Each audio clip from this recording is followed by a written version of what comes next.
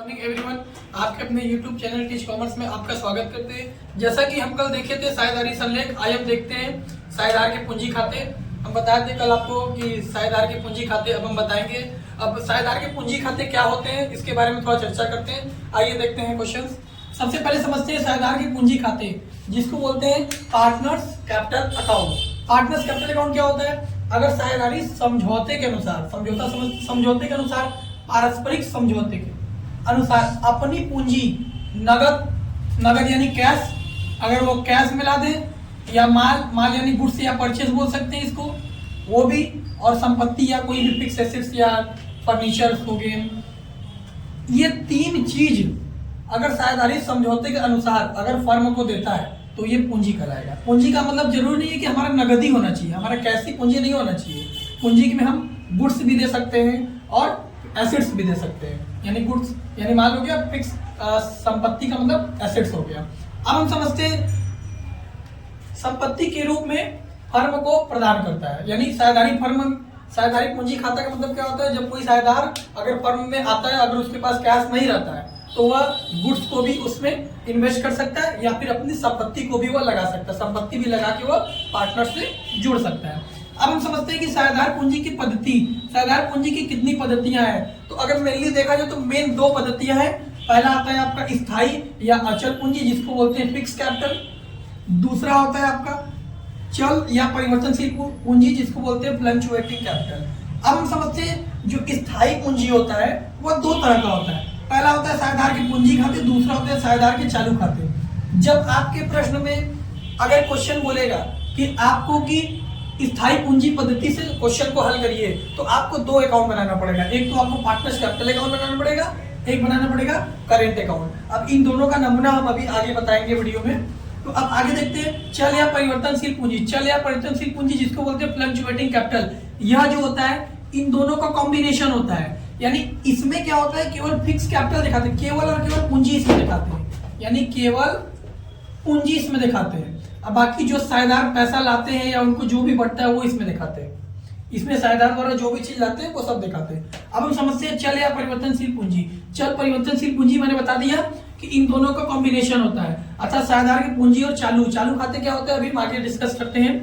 तो अब इन दोनों का नमूना हम आगे देखेंगे। अब हम देखते हैं कि फिक्स या अचल संपत्ति या अचल पूंजी के नमूना में, मतलब इसका नमूना में पहले हम इसको देखेंगे, फिर हम इसको देखेंगे, उसके बाद मैं इस नमूने की चर्चा करता हूँ। 2 मिनट का मैं आगे बताने जा रहा हूँ आपको। अब आगे देखिए आप लोग। आइए अब देखते हैं जब पूंजी खाते का नमूना समझते हैं। नमूना में 2 कंडीशन है। पहला कंडीशन हम लिए हुए हैं, पहला नंबर लिए हुए कि जब पूंजी स्थायी हो। स्थायी का मतलब व्हेन कैपिटल आर फिक्स, यानी जब पूंजी फिक्स हो। तो 2 तरीके का अकाउंट बनता है। एक बनता है पार्टनर्स कैपिटल अकाउंट और एक बनता है partners current account. Partners capital में जब भी बोलेगा पूंजी स्थायी है तो पार्टनर्स कैपिटल में केवल और केवल पार्टनर जाएगा, केवल और केवल पार्टनर्स की पूंजी जाएगी, और वो पूंजी क्वेश्चन में आपको गिवन हुई अर्थात दी हुई होगी। तो पार्टनर्स कैपिटल अकाउंट का जो नमूना है वो आपका पहले में डेट पार्टिकुलर ए बी, इसमें डेट को मेंशन कर सकते हैं और नहीं भी, इसमें कोई वो नहीं है। तो हम समझते हैं सबसे पहले यहाँ पर एक इसका क्रेडिट साइड होता है, एक डेबिट साइड होता है। इसके क्रेडिट साइड में जाता है सबसे पहले एक चीज बाई बैलेंस बीडी मतलब पुराना पूंजी जो भी पार्टनर का होगा, ए और बी का जो भी पार्टनर, मान लीजिए ए का जो पूंजी हो और बी का जो भी पूंजी हो, ए बी का जो भी पूंजी होगा उसको यहाँ दिखा देंगे। और इसमें कुछ मेंशन नहीं करना, केवल और केवल पूंजी मेंशन करना है, वो भी पुरानी पूंजी। अब उसके बाद इसी को सीडी कर देंगे यहाँ पर, टू बैलेंस सीडी, और इसको यहाँ से खाता बंद कर देंगे, यहां से इसको खाते को आप क्लोज कर देंगे। ये तो पार्टनर्स पूंजी जब पूंजी स्थायी होता है। अगला में क्या दिया हुआ है आपको? अगला दिया पार्टनर्स करंट अकाउंट। जो पार्टनर्स करंट अकाउंट होता है उसमें अगर पार्टनर्स करंट का बैलेंस दिया तो उसको मेंशन करिए, अगर ना दिया तो देखिए क्या क्या चीजें जाती हैं, मैं बताता हूँ। जब पूंजी फिक्स बोले तो केवल और केवल पूंजी जाएगा, और उसके बाद जो बचा है सारा का सारा इसमें जाएगा। पार्टनर्स करंट में सबसे पहले जाता है बाई बैलेंस बीडी। ये कौन सा बैलेंस? ब्रैकेट में करेंट अकाउंट दिया रहेगा, करेंट अकाउंट का जाता है। बोलेगा क्वेश्चन में कि चालू खाता, जो भी रहेगा ए का बी का मैं दिखा दूंगा। उसके बाद यहाँ पर दिखाते हैं बाई प्रॉफिट।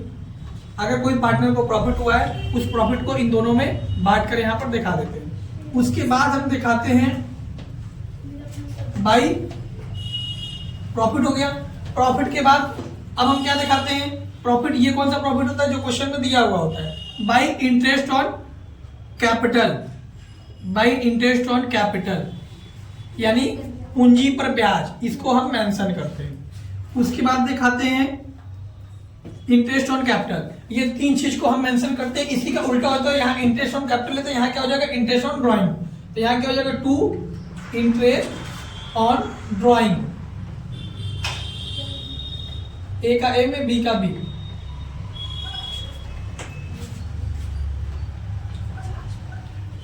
ए का ए में दिखा देंगे और बी का बी में, जैसा कि हम दिखा देंगे।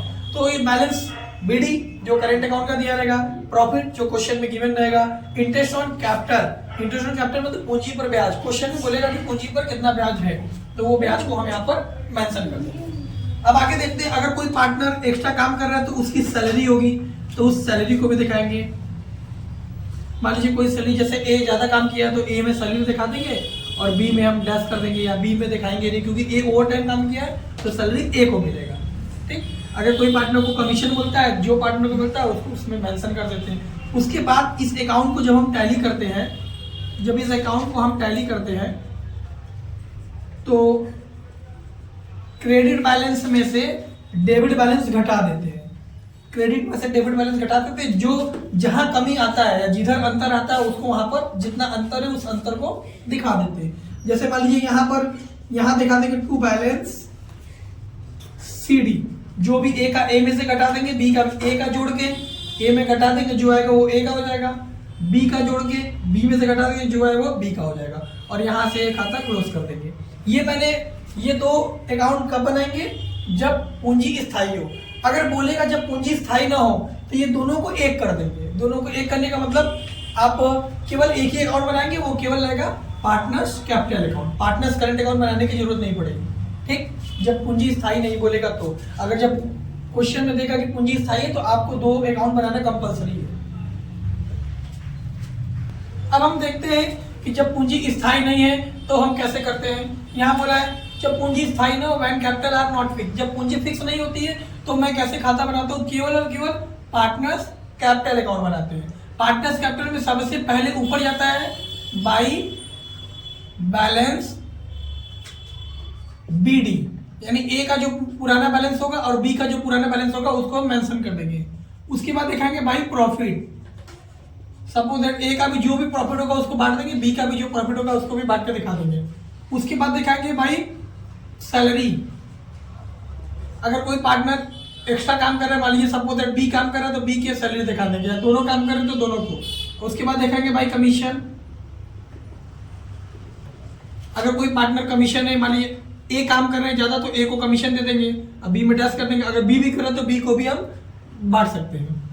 उसके बाद by interest on capital, by interest on capital यानी पूंजी पर ब्याज, वेरी इंपॉर्टेंट टॉपिक है ये। पूंजी पर ब्याज भी जो रहता है, ए को ए में दिखाते हैं, बी को बी में दिखाते हैं। यहाँ पूंजी पर ब्याज दिखाते हैं तो इसी का उल्टा पूंजी का ड्राइंग, तो ड्राइंग को कहाँ दिखाते हैं, इधर टू साइड में, टू साइड में दिखाते हैं, टू इंटरेस्ट और ड्राइंग,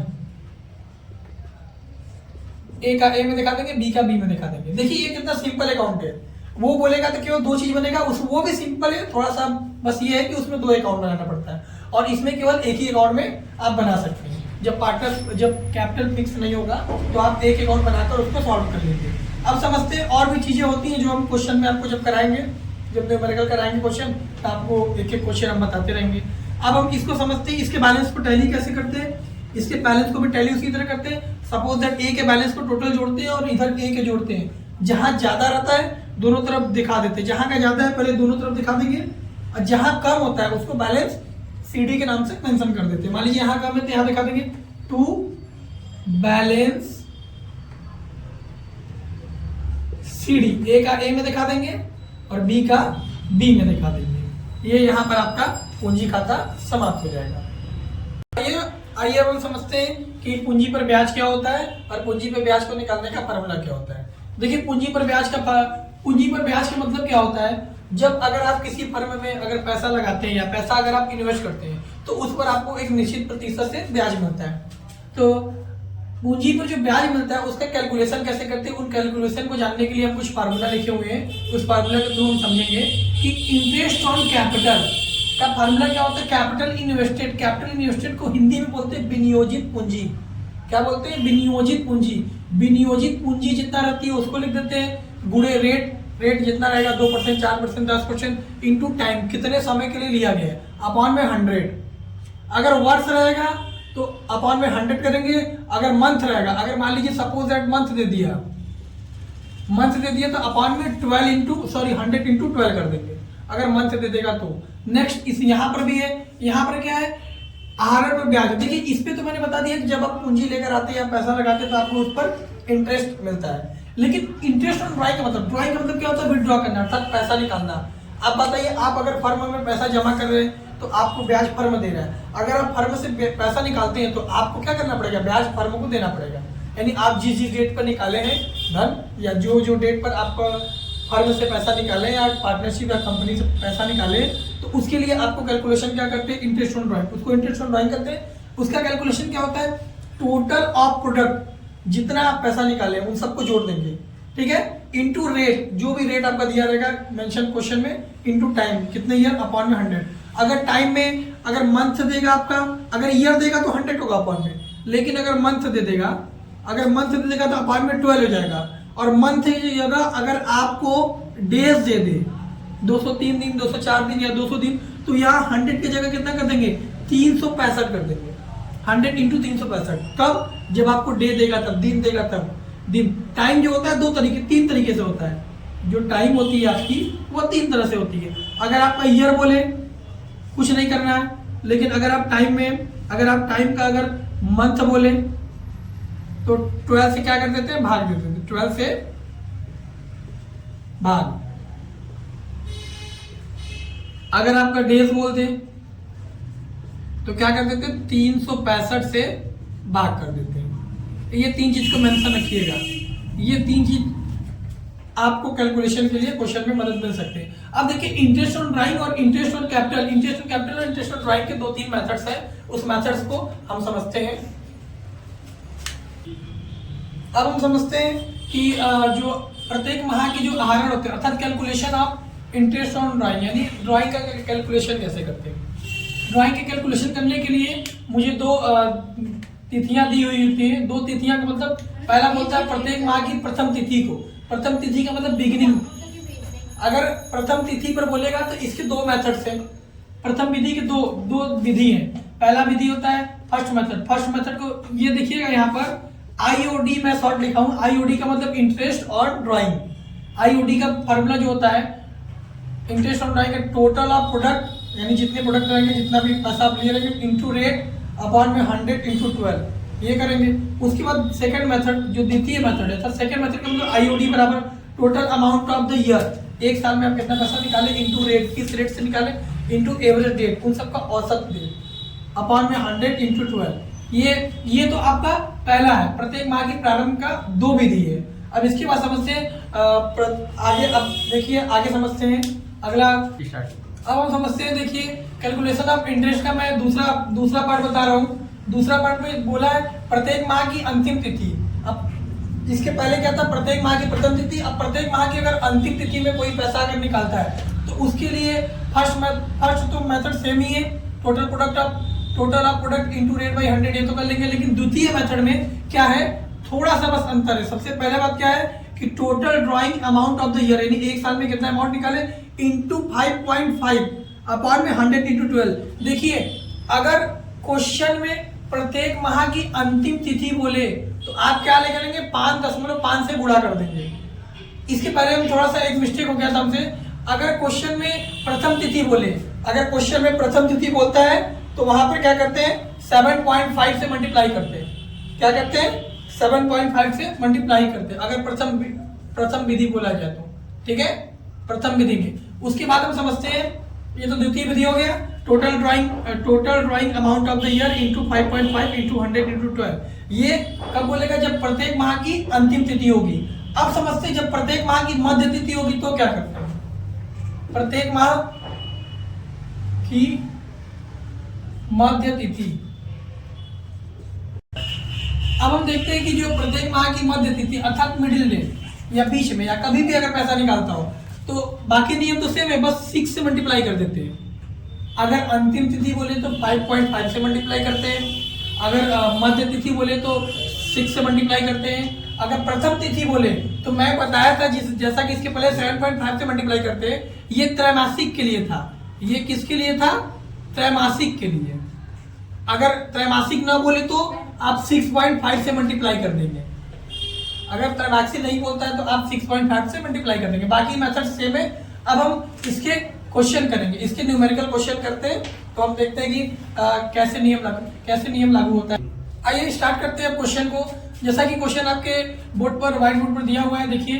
प्रेम और पूजा एक पर्व में साझेदार है, वे लाभ हानि का विभाजन बराबर के अनुपात में करते हैं, उनका आहरण प्रति माह 12,000। अब देखिए यहाँ टॉपिक दिया प्रति माह 12,000 है, यानी हर महीने वो प्रति माह 12,000 पैसा निकालते हैं। तो आहरण में जो ब्याज की दर है वो 5% है। कितनी परसेंट, 5% की दर से लगाया जाता है। आहरण पर ब्याज की गणना कीजिए। देखिए आहरण पर ब्याज की गणना बोला है, ये क्वेश्चन आपके बोर्ड के पेपर में आ सकती है, वेरी इंपॉर्टेंट है।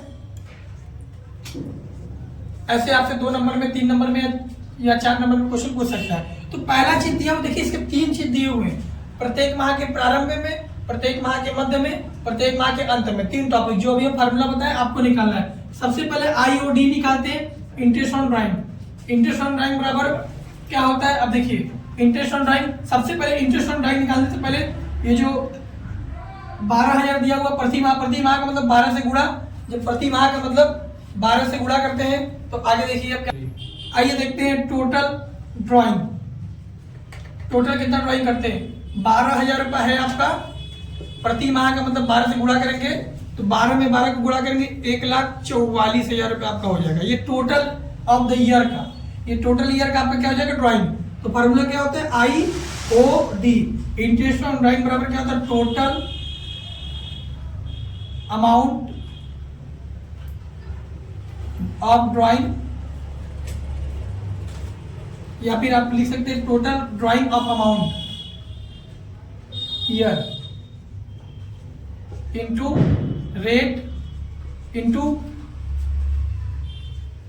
देखिए प्रत्येक माह के प्रारंभ में बोले, हम पहला मेथड्स कर रहे हैं। जब प्रत्येक माह के प्रारंभ बोलता है तो मैंने कितना बताया था, 6.5 से मल्टीप्लाई करने के लिए, अपॉन में 100 इंटू 12, मैं इतना तो बताया था आपको। अब देखिए क्वेश्चन करते हैं।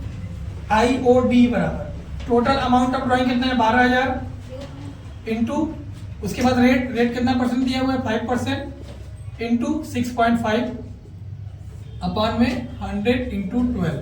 आइए इसको कैलकुलेशन करते हैं। ये 2 जीरो से ये 2 जीरो चला गया, 12 से 12 चला गया, एक बार में यहाँ 10 हुआ, 10 में 5 का गुणा करेंगे 50। 1 मिस्टेक हो गया, 1 मिनट। तो जरा देखिए यहाँ 12,000 नहीं रखेंगे, यहाँ पर 12,000 नहीं रखा है। यहाँ कितना दिया हुआ, टोटल ड्राइंग बताइए, टोटल ड्राइंग आपका कितना है, 1,44,000, तो यहाँ रखेंगे 1,44,000। अब ये 12 से इसको काटेंगे, ये 12 बार में जाएगा, 2 जीरो से ये 2 जीरो कट जाएगा, यहाँ बचा 120, यानी 12 का इसमें गुणा करेंगे, 12 पंजे 60, यानी 600। अब 600 का 6.5 में अगर आप गुणा करते हैं तो आपका आता है इंटरेस्ट ऑन ड्राइंग 3900 रुपया। ये आपका आता है इंटरेस्ट ऑन ड्राइंग। ये कटा 12 कम 12 में 144 कटा, यहाँ बचा 120, ये जीरो इधर चला गया, 120 गुणे 5 करेंगे 600 गुणे 6.5 करेंगे तो 3900 आएगा। अब इसके बाद हम सेकेंड मेथड देखते हैं। ये मेथड हो गया। अब देखिए सेकेंड मेथड की तरफ चलते हैं। इसको अब देखिए हम समझते हैं ये प्रत्येक माह के प्रारंभ का हो गया। अब समझते हैं प्रत्येक माह के मध्य में, मध्य का मतलब मिडिल, मैंने बताया था 6 से मल्टीप्लाई करेंगे तो फार्मूला तो मेरा वही होता है, total drying of total amount of drying of the year, यानी एक साल का जो ड्राइंग है इनटू रेट, ये तो होता ही है फार्मूला का। बस यहाँ पे क्या कर देंगे, 6 से गुणा कर देंगे। इसके पहले अगर मध्य बोला था तो हम 6.5 से मल्टीप्लाई किए थे, अब हम 6 से मल्टीप्लाई करते हैं। Total of drying of the year कितना था, 1,44,000, यहाँ 1,44,000 हो गया, इंटू रेट कितना है 5%, क्वेश्चन में गिवन था 5%, इंटू यहाँ 6 अपॉन में कितना कर देंगे 100 इंटू 12। तो ये 2 जीरो से 2 जीरो चला गया और ये 12 से 12 बार में चला गया 120, 120 पंजे आपका कितना होता है 600 और 6 आके 3600 रुपया। ये आपका कितना आ जाएगा रुपीस 3600 रुपया आपका इंटरेस्ट ऑन ड्राइंग आ जाएगा। अब हम समझते हैं ये तो मध्य वाला था।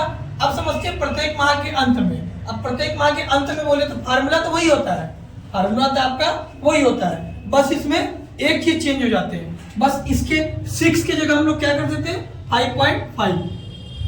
6 की जगह हम लोग रेट तो रहेगा ही, 6 की जगह 5.5 कर देंगे। अब इसको भी हम कैलकुलेशन कर लेते हैं। फार्मूला तो वही होता है, बस ये चीज चेंज हो जाता है। अगर प्रत्येक माह के अंत में बोले तो 5.5 से multiply. Total amount of the drying of the year कितना है आपका 1,44,000 इंटू रेट कितना दिया आपका 5%, क्वेश्चन में गिवन था। उसके बाद 5.5 अपॉन में 100 इंटू 12, ये 2 जीरो से 2 जीरो चला गया, 12 से 12 चला गया 12 में, और एक जीरो ऊपर लगा दीजिए। ये 12 पंजे 60, 600। अब 600 में अगर 55 का गुणा करेंगे 5.5 का तो आपका 3300 रुपया आपका इंटरेस्ट ऑन ड्राइंग आएगा। ये आपका आंसर। अब हम नेक्स्ट वीडियो में मिलते हैं अगले वीडियो के साथ। तब तक के लिए थैंक्स। लाइक कीजिए, सब्सक्राइब कीजिए।